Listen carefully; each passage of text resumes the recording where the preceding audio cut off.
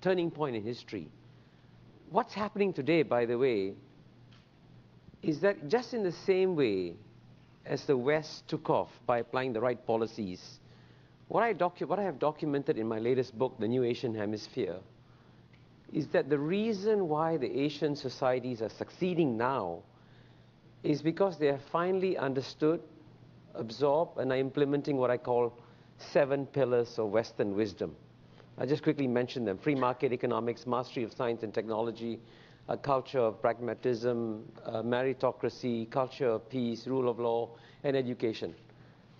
And what's important here is that you understand that despite the fact that China and India have completely different forms of government, and by the way, I completely agree with, again, Mr. Forbes, who says that China, as you know, succeeds because of its government, and India succeeds despite its government.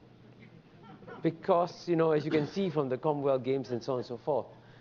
But that makes the Indian entrepreneurs far more entrepreneurial, by the way, because they're used to chaos. You know, I was in Chennai. I was in Chennai I think in December 2008. The world was in doom and gloom, and everybody thought the world economy was going to go over a cliff. I was addressing the Pan IIT Congress, and the top Indian entrepreneurs were there. They were all smiling. I said, "Why are you all smiling?" They said, "Well, the world is in chaos. It's good for India."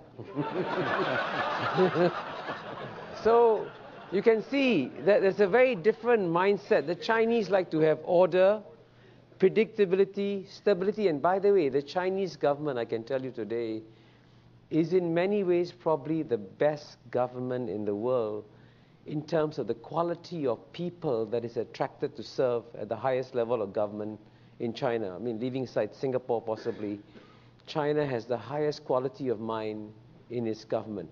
And that's why you find that Chinese public policies are remarkably adept and remarkably good, you know, in the way they adjust and adapt to the rest of the world, both in the field of economics, in geopolitics, in handling long-term challenges, and so on and so forth.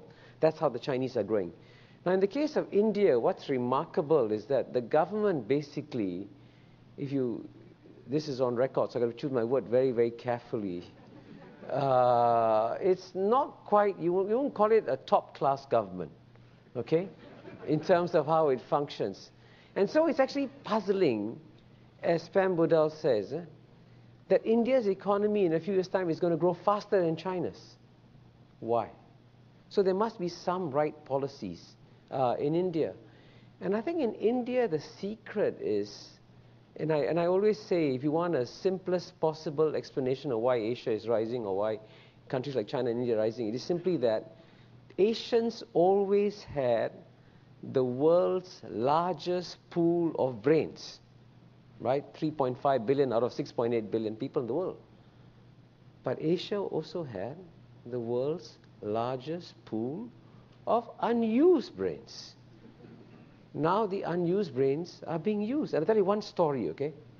In India, if you're born an untouchable, right? For 1,000 years, your birth was your destiny.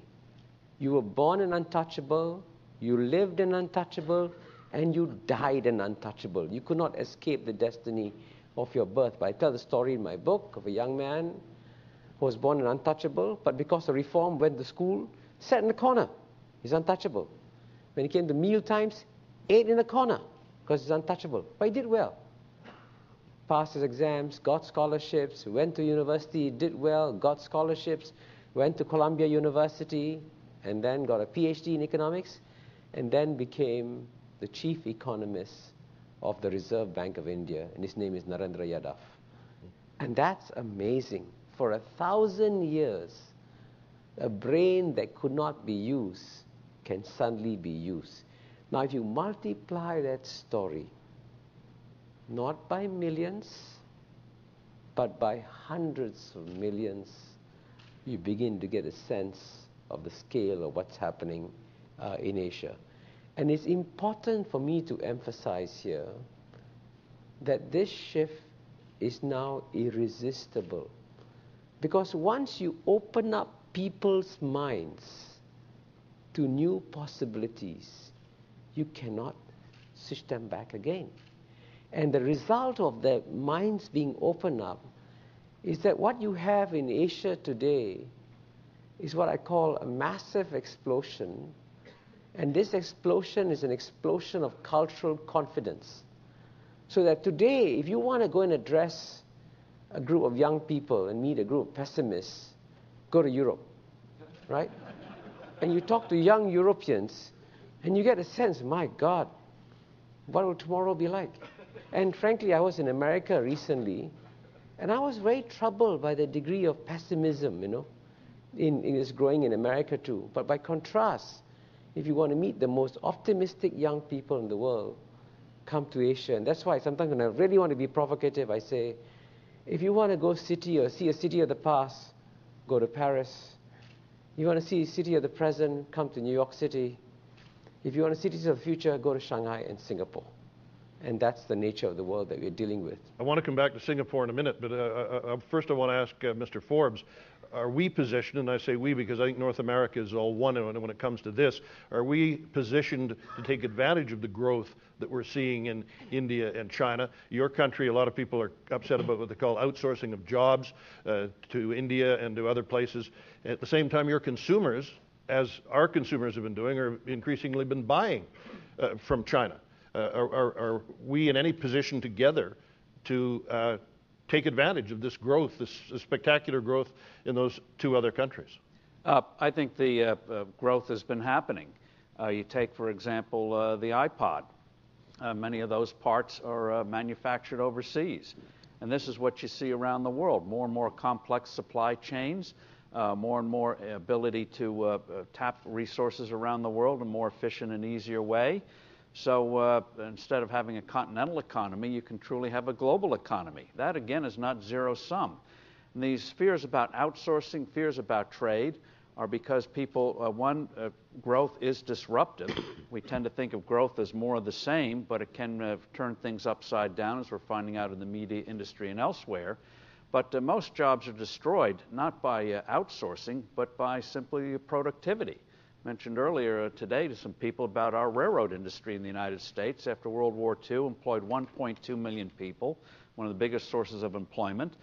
Today it's about 180,000. They carry 7 to 8 times as much freight as they did 50, 60 years ago. Those jobs did not go to Mumbai or to Bangladesh. They just disappeared.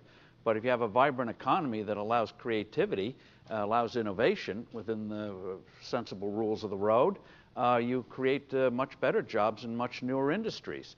So we're already taking advantage of it, buying from there, selling there, capital flowing across lines. And again, this gets to the need for institutions that allow this to continue. Sadly, it is not inevitable. We saw that with World War I in Europe, nearly a destroyed Western civilization. 1930s, a hideous period, redescent. Thankfully, we learned some lessons from it and put in structures to reduce trade barriers after World War II, GATT, now the WTO, sensible monetary policies and the like. And the world started to get back on its feet again and grow again. But if we have this kind of chaos that we're experiencing today, in terms of the dollar, in terms of president, and I hope this will change in terms of the anti-free trade attitude. This is the first administration, to be blunt, in the United States that is not free trade. Every post-World War II president in the United States has been pro-free trade. They sometimes make tactical maneuvers on protectionism, but overall they're in favor of free trade.